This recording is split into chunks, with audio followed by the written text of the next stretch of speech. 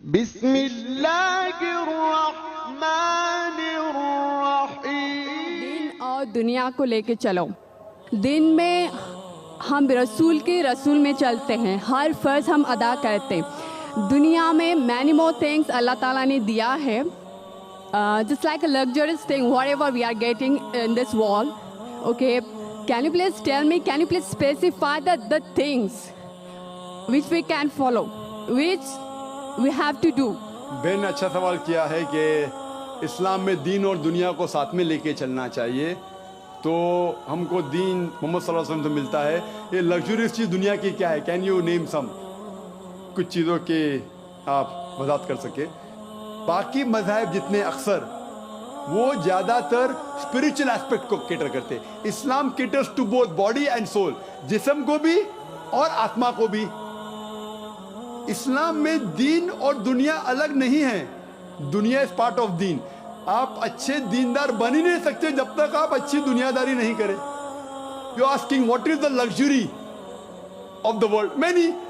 باقی ریلیجن میں آپ کو اگر دیندار بننا ہے تو دنیا چھوڑ دو, موناسٹسزم. آپ دنیا داری چھوڑ دو, نہ شادی کرو نہ پیسے کماؤ اور ہمالیہ پہ جاؤ. اسلام میں شادی کرنا فرض ہے, لگژری ہے. اللہ تعالیٰ فرماتے ہیں سورہ روم میں سورہ نمبر 30 آیت نمبر 21 میں کہ ان نے مرد اور عورت کے بیچ میں پیار ڈالا, so that you may dwell in them in tranquility. ایک دوسروں میں پیار ڈالا تاکہ آپ ان سے اچھا سلوک اور اچھے طریقے سے رہ سکو, and tranquility, امن پا سکو. اسلام میں نہیں ہے کہ بھائی شادی مت کرو تو اللہ کے قریب ہے, شادی کریں گے تو اللہ کے قریب ہے, شادی نہیں کریں گے تو نہیں. یہ ایک لگژری ہے. الحمدللہ تجارت کرو لیکن صحیح طریقے سے کرو. تو اسلام کے اندر محمد صلی اللہ علیہ وسلم جو دین کی بات بتائے اس میں دنیا داری بھی تھی. اگر ہم دیکھتے ہیں کئی جگہ اللہ کے رسول کی حدیث آتی ہے, ہمیں دکھاتی ہے ایک شخص جو صرف دن رات مسجد میں نماز پڑھتا ہے, تو اللہ کے رسول کہتے ہیں آپ روزی روٹی بھی کماؤ, پورا ٹائم نماز ہی پڑھتے رہیں گے تو اللہ کے قریب نہیں آئیں گے. There should be a striking balance between the two.